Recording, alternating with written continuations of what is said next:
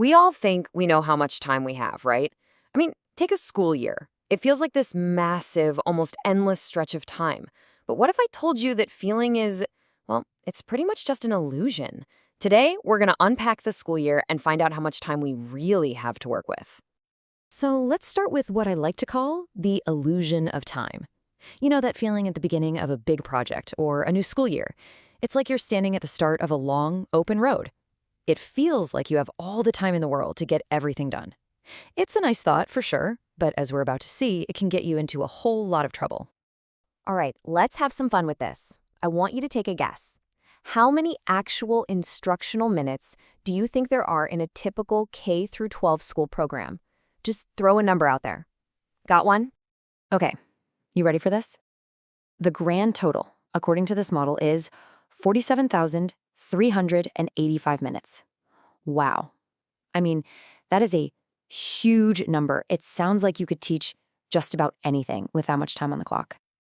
And that right there, that's the illusion taking hold. You see a big, impressive number like that and you think, oh yeah, we've got this, plenty of time. But that feeling of security is exactly the trap. Because here comes the twist. Lurking just out of sight are what we're going to call the hidden time eaters. These are the little gremlins that sneak into our perfectly laid plans and just start gobbling up those precious minutes one by one. And here's the most important thing to get your head around. Just because time is on the schedule does not mean that time is protected. Real life has a funny way of not sticking to the plan, you know. So what are these time eaters exactly? Oh, you know them. Field trips, school picture day. Come on, who actually enjoyed picture day? Those all-school assemblies, snow days, you name it. On their own, each one feels like no big deal. But when you add them all up, whew, boy, they become a real force to be reckoned with. So how do we get from that giant aspirational number down to the real boots-on-the-ground number? Well, you guessed it, we've got to do the math. We have to actually account for all those little disruptions. And this is where things get really cool. This chart right here, this is our secret weapon. This is the tool we're going to use to slice right through that illusion of time and get to the truth. So let's dive in.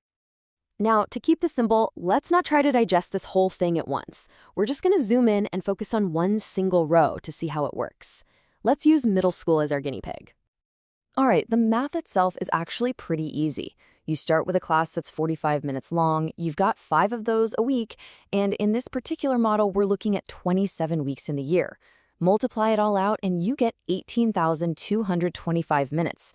Again, seems like a ton of time, right? But there's that nagging question again, isn't there? What about the assemblies, the unexpected fire drill, the field trips? How in the world do you account for all the time that you know deep down you're just going to lose? And here, my friends, is the secret sauce, the minus 10% rule. Now, this isn't just some random number they pulled out of a hat. It's a really smart, calculated buffer. It's an estimate based on experience that accounts for all those little disruptions. Think of it as our reality check. Okay, so you've got the scheduled time. You've got the reality check. What happens when you put them together? Well, you might want to brace yourself because the result is, well, it's pretty surprising, to say the least. Because once you factor in reality, once you go from the time you think you have to the time you actually have, the numbers don't just go down a little bit, they change dramatically. And here it is, the moment of truth. After all the math, middle school gets about 91 hours of actual instruction per year. High school gets around 121, but look at elementary school, just 32.4 hours. Let that sink in for a second. 32 hours for the entire year. Suddenly, that endless stretch of time doesn't feel so endless anymore, does it? So, what's the big takeaway here? Is it to feel discouraged? No way. The point is to start planning with the time you actually have, not the time you wish you had. And that, right there, changes everything.